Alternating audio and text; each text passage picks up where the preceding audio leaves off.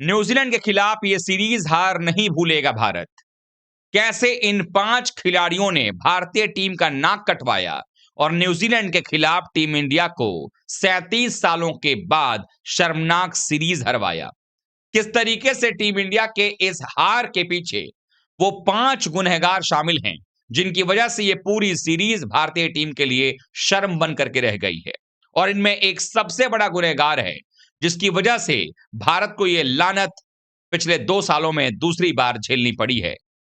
New Zealand की team Bharat में आकर के भारत को परास्त करती नजर आई है। यह सब कुछ आपको बताएंगे इस वीडियो में। वीडियो पूरा देखिएगा, पसंद आएगा तो लाइक कीजिएगा, शेयर कीजिएगा दोस्तों में, और चैनल पहली बार आए हैं तो क्रिकेट रोस्ट की फैमिली में सब्सक्राइब का बटन दबा करके अभी शामिल हो जाएगा। चलिए वीडियो को शुरू करते हैं।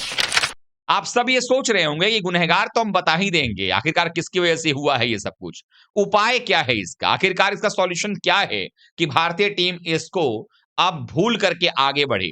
ये भी मैं आपको इस वीडियो में बताऊंगा कि सॉल्यूशन आगे क्या होने वाला है। लेकिन सबसे पहले बात करते हैं सीरीज की। साउथ अफ्रीका सीरीज में भारत पहला मैच जीता, दूसरा मैच हारा, फिर तीसरा मैच डिसाइडर जीत करके सीरीज अपने नाम कर लिया। लेकिन इस सीरीज में पहला मैच जीते, दूसरा मैच हारे, तीसरा मैच भी हार गया, और पहला मैच जो जीते उसमें जेडन लेनक्स नहीं खेल रहा था और भारतीय टीम गिरते पड़ते मैच जीती थी। मतलब कुल मिलाकर कहा जा सकता है कि न्यूजीलैंड ने जो हमारा 2 साल पहले हमारा टेस्ट सीरीज में किया था 3-0 से सुपड़ा साफ करके, वो लगभग करते करते रह गई। उनको इस बात की खुशी तो जरूर होगी कि उन्होंने 37 सालों में पहली बार भारत सरजमी पर आकर के कोई वनडे सीरीज जीती है।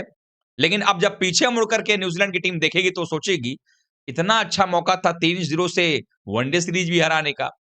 लेकिन अब हमें यह सोचने की बारी है कि आखिरकार ऐसा हुआ क्यों कि भारतीय टीम की हालत जो पस्त होती नजर आई और हम ये सीरीज 2-1 से हार गए। क्योंकि भारत का अगला सीरीज जो है अब इंग्लैंड दौरे का पर होगा, यानी उसमें 6-7 महीने का वक्त बचा हुआ है, और 6-7 महीनों के बाद इन चीजों को भूलना नहीं है।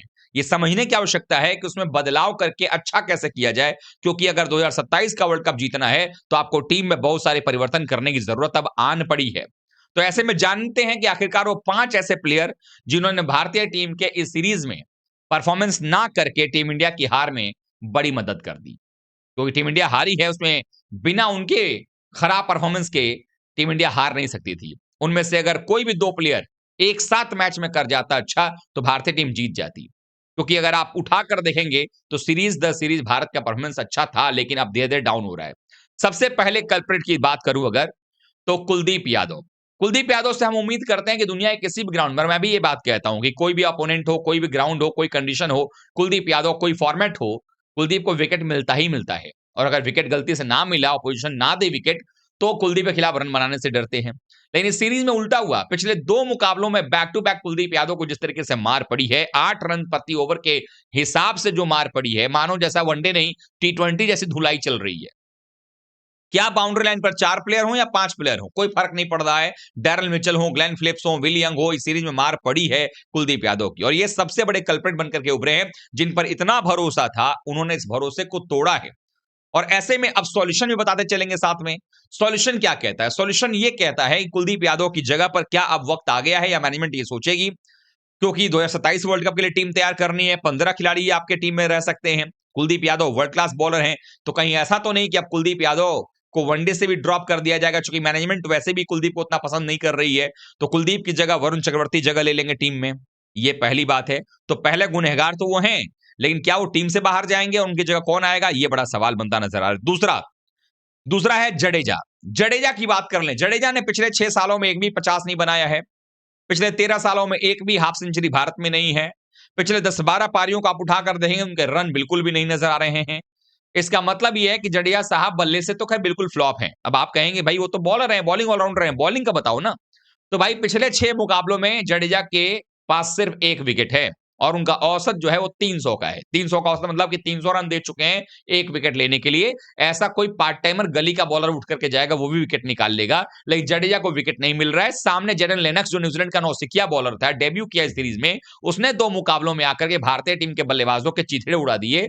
और वहीं सामने न्यूजीलैंड के खिलाफ में जब गेंदबाजी की बारी आई, तो यहां पर मार खाते नहीं थकते नजर आए रविंद्र जडेजा।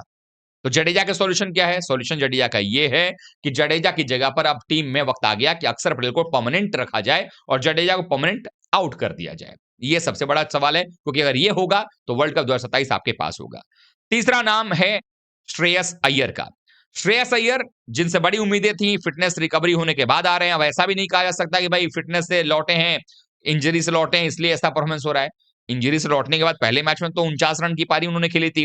दूसरे तीसरे मैच में क्या हुआ, तो वहां कमजोरी उनकी है शॉर्ट पिच गेंदबाजी। शॉर्ट पिच गेंदबाजी पर पहले बीच में उन्होंने काम किया था, अच्छा भी हो गया था, लेकिन शायद फिर से वो भूल गए हैं कि शॉर्ट पिच गेंदबाजी को छोड़ा भी जा सकता है। थोड़ा गेंदबाज अगर आपको चैलेंज कर रहा है, थोड़ी देर के रुक जाइए, रन बन जाए तो फिर आप उस शॉर्ट पिच गेंदबाजी को भी आप मार सकते हैं। वर्ल्ड कप 2023 में आपने खूब अच्छे से उसको निभाया था, 25 के चैंपियंस ट्रॉफी में आपने खूब अच्छा किया था, तो अब अचानक से इतना परिवर्तन क्यों हो रहा है? अब इसमें सॉल्यूशन ये है कि जडेजा श्रेयस अय्यर जो है वो इन गलतियों से सुधार करें, इसको बेहतर तरीके से और अच्छा करें, ताकि अगर यहां पर अच्छा कर जाएंगे तो टीम इंडिया के लिए फायदे का सौदा होता हुआ नजर आ सकता है। क्योंकि अय्यर हम सब जानते हैं स्पिन तो अच्छा खेलते हैं, अगर पेस में शॉर्ट पिच वाली प्रॉब्लम दूर कर लें तो भारत के लिए नंबर 4 पर सबसे बेहतरीन बल्लेबाज इस वक्त वो हैं। नहीं तो वो दिन दूर नहीं जब भारतीय क्रिकेट फैंस फिर से आवाज उठाने लग जाएंगे कि भाई गायकवाड़ ने तो शतक बनाया था, हटाओ इनको, निकालो, क्योंकि यहां पर हम सब भूलते बहुत जल्दी हैं, भारतीय पब्लिक याद करना बंद कर देगी। लेकिन यही है कि 6 महीने के बाद जो है अगला सीरीज होने वाला है, तो वहां पर हमें इंतजार करना पड़ेगा कि फैसले जो है वो सही लिए जाए। चौथा नाम है रोहित शर्मा का। रोहित शर्मा का परफॉर्मेंस हम सब जानते हैं, रोहित शर्मा मैच विनर हैं, हिटमैन के नाम से हम प्यार से जानते हैं उनको, कप्तान अच्छे रहे हैं, वर्ल्ड कप में अच्छी बल्लेबाजी की, हर जगह अच्छा किया, चैंपियंस ट्रॉफी फाइनल में रन बना करके दिया। लेकिन इस सीरीज के अंदर में अगर देखा जाए तो रोहित शर्मा जो है नील बटे सन्नाटा रहे हैं। पहले मुकाबले में 24-26 रन थे, दूसरे मैच में भी कुछ ऐसा ही था, तीसरे मैच में भी कुछ ऐसा ही रहा, तीनों मैच में स्टार्ट मिला है, लेकिन उस स्टार्ट को कन्वर्ट नहीं कर पाए। पहले 2 मैच में बल्ला हाथ में घूम गया, तीसरे मैच में बल्ला जो है वो सीधा रह गया, तो उसमें जो है आउट होते चले गए। हालांकि इसके पिछले दोनों सीरीज में अगर आप देखेंगे तो रोहित शर्मा का परफॉर्मेंस बहुत ही कमाल का था। साउथ अफ्रीका के खिलाफ पहले मैच में 57 और आखिरी मैच में 75 था। उसके पहले ऑस्ट्रेलिया सीरीज के अंदर में देखें तो पहले मैच में 8 रन, दूसरे मैच में 74 रन था और तीसरे मैच में 121 रन था। तो कुल मिलाकर देखें तो उसमें तो प्लेयर ऑफ द सीरीज भी हुए थे, तो रोहित का परफॉर्मेंस वहां पर ठीक था। सॉल्यूशन क्या है? सॉल्यूशन यही है कि रोहित शर्मा जो है अब जो बीच में गैप मिलेगा उसमें अपने वर्क पर ध्यान दें, अपने काम पर ध्यान दें, बल्लेबाजी के ऊपर फोकस करें, क्या कुछ गलत हो रहा है उसको सही करके वापस जो है टीम में इंग्लैंड के दौरे पर जब जाएं तो वहां पर एक बार फिर से वही रोहित शर्मा चाहिए जो कि ऑस्ट्रेलिया में हमें दिखाई दिया था। तो रोहित शर्मा के साथ ये सॉल्यूशन है, क्योंकि ये मैनेजमेंट भी रोहित के पीछे पड़ी हुई हटाने के लिए, क्योंकि अगर हटाए जाएंगे तो फिर कोई और खिलाड़ी भी एंट्री ले सकता है। और पांचवा और सबसे बड़े कल्प्रिट अगर कोई है, जो मैंने शुरू में कहा था आपको, वो कल्प्रिट कोई और नहीं, वो है गौतम गंभीर। ये जितने भी आप रायता फैला हुआ देख रहे हैं, सब कुछ गौतम गंभीर कर रहे हैं। टीम में 15 जो चुने जा रहे हैं वो 15 ही खराब चुने जा रहे हैं। शमी क्यों टीम में नहीं है इसका कोई जवाब नहीं है किसी के पास, अगर करके कंधे पर बंदूक चला रहे हैं। गंभीर शमी को ला नहीं रहे हैं टीम के अंदर में। सिराज को लाया गया है, सिराज ने दिखा भी दिया क्या काम हुआ। प्रसिद्ध कृष्णा टीम में क्यों है और रहते हैं तो अर्शदीप सिंह जैसा खिलाड़ी बेंच पर क्यों बैठा रहता है, सवाल ये है।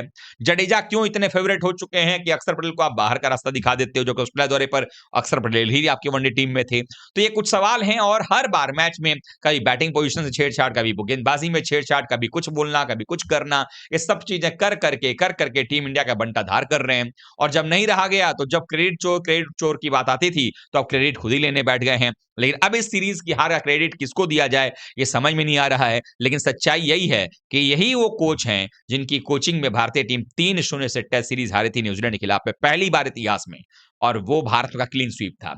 यहां पर क्लीन स्वीप तो नहीं हो पाया, लेकिन सीरीज भी हम 1-2 से हार गए हैं, यानी कि 2 मैच न्यूजीलैंड जीत गया। अब आप लोगों को क्या लगता है, इनमें से कितने लोगों को हटा देना चाहिए या किसको टीम से बाहर का रास्ता दिखाना चाहिए? ये आपकी मर्जी है। कमेंट कीजिए, वीडियो को लाइक कीजिए, शेयर कीजिए दोस्तों में, और चैनल पहली बार आए तो क्रिकेट की फैमिली में सब्सक्राइब बटन दबा करके अभी शामिल हो जाएगा। मिलते हैं फिर से। थैंक यू सो मच दोस्तों।